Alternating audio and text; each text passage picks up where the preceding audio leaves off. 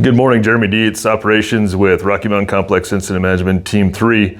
Today is July 11th, and we'll get started on an overview of Gold Mountain incident. We're currently at 34,848 acres.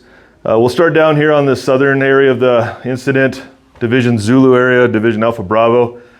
We continue to have a presence down on the southern edge, up above Bridal Veil. We have a helitack crew that'll be going in, monitoring some of that country over into the wilderness area, working with aircraft and the buckets that we have.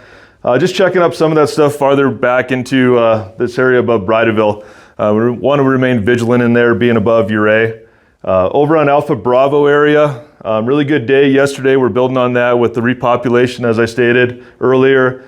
We're continuing to take care of the structures, work on the black of the map, trying to work on that containment. We're continuing to push that into Division Charlie up here. Lots of good work. The fire line's a little, kind of goes all over the place, so our folks are really being vigilant in there, making sure, checking all the fire line that we have around the structures. So until we feel really good, we're not going to be adding containment, but like I said, the folks are going to be in there working really hard, taking advantage of the horsepower that we have by engines and crews in there. So we'll continue working into Charlie Delta and building on that momentum we've had the last couple days, securing that. We want to take care of all these values at risk off the 550 and all the structures here with the transmission lines. So anticipate some containment coming up on the Charlie Delta line to really take care of that stuff. So Foxtrot area, up as we get into this northern part of the incident yesterday, very active. Folks saw a big plume kind of working on this Nates Creek area. So today we're going to build on that Foxtrot area with our primary line working into the Hotel Kilo. We've had mastication line, dozer line working on a good indirect line as of now. The fire's up here on the Cimarron Ridge.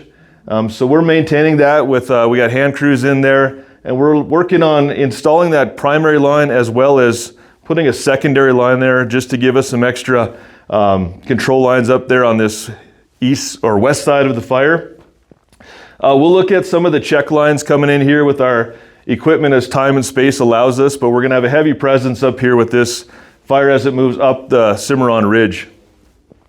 Into Papa, they've had a really good job yesterday of putting the containment line, our primary line that protect the Silverjack, the Bear Claw residence, as well as the ski hill up here, all these values into the high mesa. So we've done a good primary line, and when we're looking to go back and improve that line, just to tie that down into the Silverjack area.